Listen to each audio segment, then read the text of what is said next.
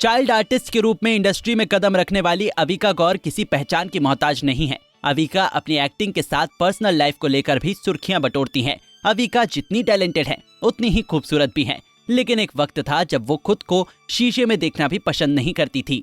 Professional के साथ साथ उनकी पर्सनल लाइफ में भी कई उतार चढ़ाव आए। एक इंटरव्यू में अविका ने बताया कि एक समय ऐसा था जब वो बहुत निराश थी, इसलिए नहीं कि उन्हें सही काम नहीं मिल रहे थे, बल्कि इसलिए कि वो जो भी मेहनत और कोशिश कर रही थी वो दिख नहीं रहा था। अविका ने कहा, ज्यादातर मैं सोचती थी कि जिस तरह के काम मुझे मिल रहे हैं मैं उसके लायक नहीं हूँ। हालांकि फिर एक वक्त ऐसा आया जब उन्होंने अपनी इस समस्या से निजात पाने का फैसला कर लिया।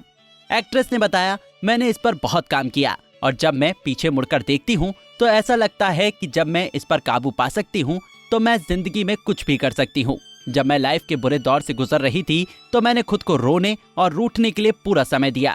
जब समय खत्म हो जाता था तो मैं खुद को मनाती थी कि अब इसके बारे में नहीं सोचना है, और धीरे धीरे मैंने समस्याओं के बारे में सोचना बंद कर दिया।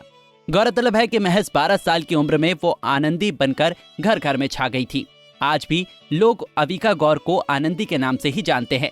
पॉपुलैरिटी हासिल करने के बाद भी अविका की जिंदगी में एक वक्त ऐसा भी आया जब वो खुद को शीशे में देखकर रोती थी। अविका ने बताया था, मैं अपने आप को शीशे में देखकर बिल्कुल टूट गई थी। मुझे वो चीज बिल्कुल भी पसंद नहीं आई थी जो मैंने शीशे में देखी। पड़े हाथ, पैर और मेरा पेट।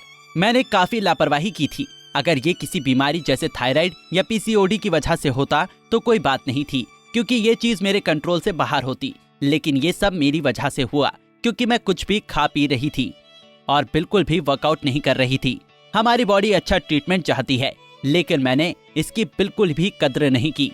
मैं जिस तरह से दिखती थी उसे नापसंद करने लगी। मैं डांस करना भी एंजॉय नहीं कर पाती थी। मैं अपने आप को ही जज करने में बहुत व्यस्त हो गई और बुरा महसूस करने लगी।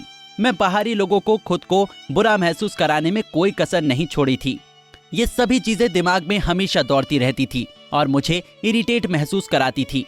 लेकिन एक दिन मैंने सोचा कि बस बहुत हो गया। मैंने इसके बाद सही चीजों पर ध्यान देना शुरू कर दिया, जिस पर मुझे गर्व भी होना चाहिए। मैंने अच्छा खाना और वर्कआउट करना भी शुरू कर दिया। अविका सोशल मीडिया पर भी एक्टिव है और उनकी अच्छी खासी फैन फॉलोइंग भी है। वहीं छोटी सी उम्र में ही अविका ने कई अवार्ड और फेम भी अपने नाम किया है।